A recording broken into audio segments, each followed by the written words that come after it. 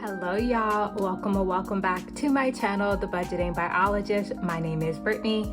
If you're new here, thank you so much for stopping on this little old video. If you're an oldie but a goodie, thank you as always for coming back. I'm gonna be working on my September budget today.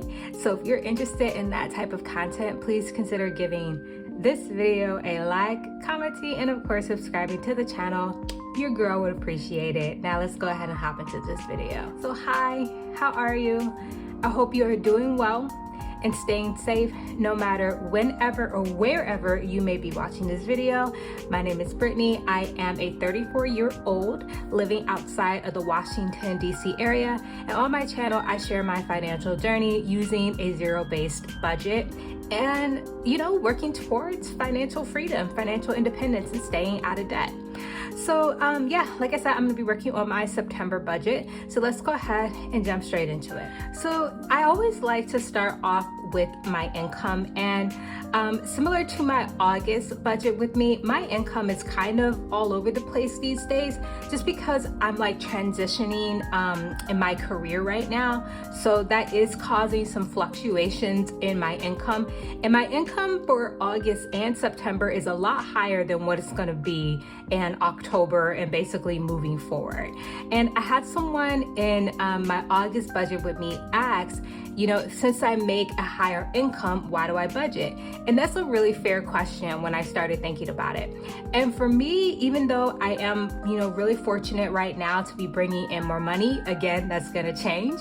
I think budgeting is important for me. One, because of lifestyle creep, right? A lot of people, when you start making more money, you start spending more money. And then two, the reason why I started this channel in the first place is because back in 2021, I had no clue where my money was going. I was just spending with really no budget, really no financial goals.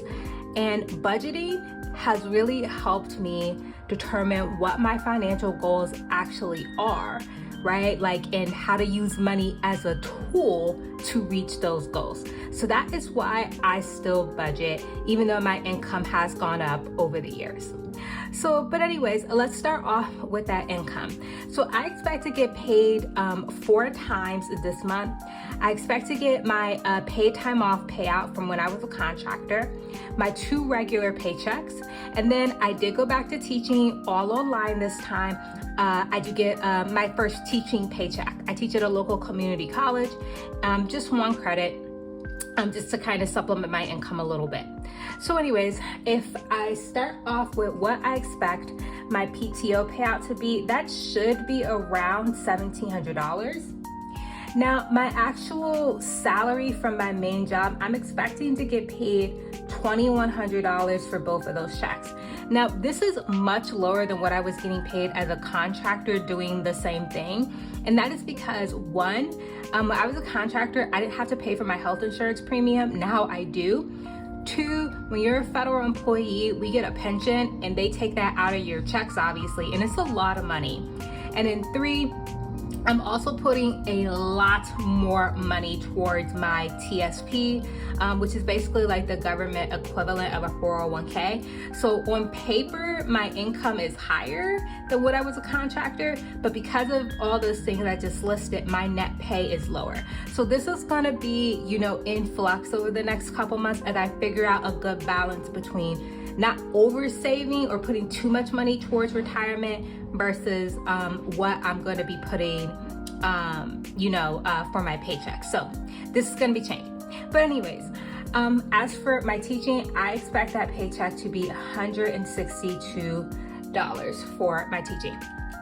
So let's go ahead and add that up. So I have $1,700 plus $2,100 plus $2,100 plus 162 gives me a grand total of $6,062 that I am budgeting or income that I have to budget this month. Okay, so I like to pay myself first. I like to put money towards my savings and investing before I tackle any of my expenses and basically try to live off what's left over. So I have a couple of different savings and investing accounts. The first one is my personal. I'm gonna put in that account $1,500 this month because I have been spending out of my personal savings account, which houses my 3 to 6 month expenses, emergency fund, and just like general savings. I'm getting married in December, so I've been spending money out of that account. So I need to start working on replenishing it. I have a high yield savings account through Capital One, where all that money is stored. Now my Roth IRA, I am going to be putting $583 for the Roth IRA. And like I said earlier, I think I need to reevaluate how much money I'm putting towards retirement.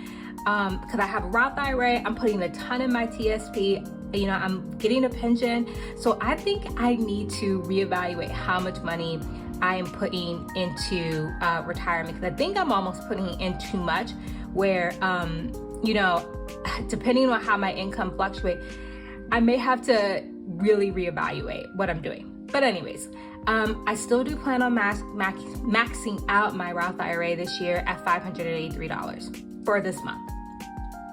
Investing, I plan on putting $652.12 towards investing. I like to invest in ETFs. I like to invest in some individual stocks, but mainly ETFs is what I use. House, which is the joint savings account we have for our house with my fiance, I'm going to be putting $100 towards that.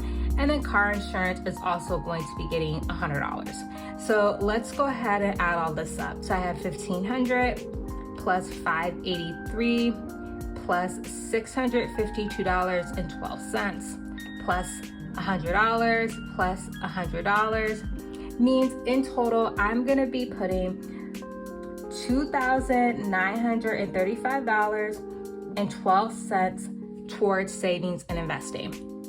And if I subtract from that what my income is, I should have $3,126.88 to spend on my expenses. All right, so moving on to my fixed expenses, the ones that I have highlighted here in yellow, I shared these expenses with my fiance. We put the money into a joint account. All of the bills or groceries gets paid out of that account. So for my mortgage, I'm gonna be putting aside $1,688. Sorry, that's not correct. I jumped the gun a little bit there. $1,660.88 is gonna be going toward my mortgage. Water is gonna be getting $50. Electric, we always put $100 towards that a month. Internet, for right now, we're gonna be putting $43. I explained in my last video, something weird's going on with our internet bill. Hopefully it does come down because it's been higher than we've been expecting, but hopefully all the issues with like our internet bill will go down. Netflix, I am budgeting $17 for that. My cell phone, I'm budgeting $38.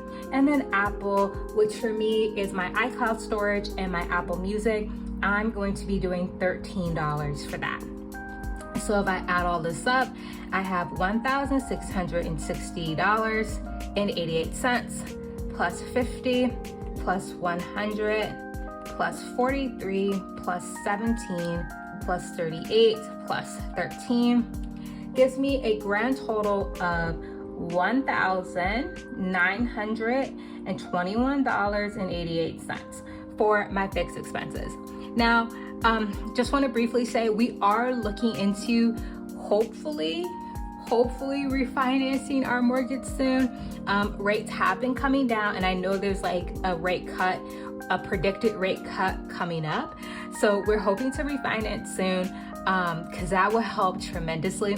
We also pay over on our mortgage as well. So we're hoping that the rate cut and paying over, we're going to be able to tackle and pay down this mortgage much faster than what we originally had planned for. So So now all I need to do is take what I had left over after savings and investing, which was $3,126.88, and subtract what I am budgeting to put towards fixed expenses, which is $1,921.88. Gives us a final total of $1,205 that I can budget to put towards my discretionary expenses. So I put $240 towards groceries every month. Again, this just goes into a joint account that I have with my fiance, and all of our groceries get paid for out of that account. Gas is gonna be getting $120 this month. I think I could probably put that down just because I did work from home the first week of September, so I didn't really drive much at all. So I could probably lower it, but right now I think I'm gonna keep it the same, and we'll revisit if I really haven't spent anything in gas mid-month. Beauty is gonna go ahead and get $50 because I may do some braids. Y'all know I love my braids. Shopping, I'm gonna put $150 in shopping this month. I think I'm gonna be buying a new carpet cleaner, just like a handheld one, because my stairs in my house, they look terrible. Like I have a stand-up carpet cleaner, but I don't have a handheld one. So I think that's what this shopping money is gonna go towards. Fun, I am putting $200 towards fun and entertainment this month. We do have a couple of events that we're going to. I know we're doing a brunch with one of my friends. We have like another like kind of adult like fall thing that we're doing with some of our friends at like a pumpkin patch, you know that cute stuff since fall's coming up. So I know we have a couple of things like that this month, so $200 should be good. Giving, I'm gonna do $50 towards giving. Eating out is gonna get $75. I'm gonna try not to eat out this month. I'm still gonna budget just in case, but I'm gonna try my hardest to not really eat out at all this month. I ate out a lot in August, and I'm really gonna try to cut down in September. Clothes, I'm gonna do $100. I don't buy clothes all year round. I usually just buy clothes that change in the seasons. So I probably will buy some clothes this September. I get a lot of my clothes secondhand at like thrift stores and consignment shops. So $100 should be enough for what I need. House, I'm going to do $50. I do not plan on going crazy with fall decor, y'all. I did that last year, and I'm pretty much just gonna use the majority of the things that I have last year. But I do need candles and wax melt and a few other things. So I'm tapping out my house decor budget at only $50 this month. And I have already said I'm not gonna go a cent over $50 for any sort of fall decor, because I have a lot from last year. Health, I'm gonna do $75. I have a copay that I need to pay, and then I have a prescription that I need to get. And then pet, I'm gonna do my normal $15. This is anything that I just get extra for my dog, not his normal food, but anything I get him extra, which is pretty much every month. And then Nutrafol, which are the hair vitamins I take, I'm gonna budget $80 for that. And this is gonna be the last month I'm paying for this, because I want to have a baby really soon, and you can't take these vitamins while you're pregnant. So this is going to be the last time I'm paying for this in my budget. So now let's go ahead and add up what I'm putting towards my discretionary expenses. So I have 240 plus 120 plus 50 plus 150 plus 200 plus 50 plus 75 plus 100 plus 50 plus 75 plus 15 plus 80 gives us a total of $1,205. So if we subtract that from what I had left over after my fixed expenses, that leaves us with a balance of $0. So now let's just put it all together. I like to do a little recap just to make sure that I did all my math right, because y'all know sometimes my math it don't be mathing. So let's go back to the beginning. So for income, again, I am budgeting $6,062 for income. I am budgeting to put towards savings and investing $2,935.12. And then towards my expenses, I am budgeting $3,126.88 towards my expenses. So let's go ahead and just do the math one last time to make sure that's right.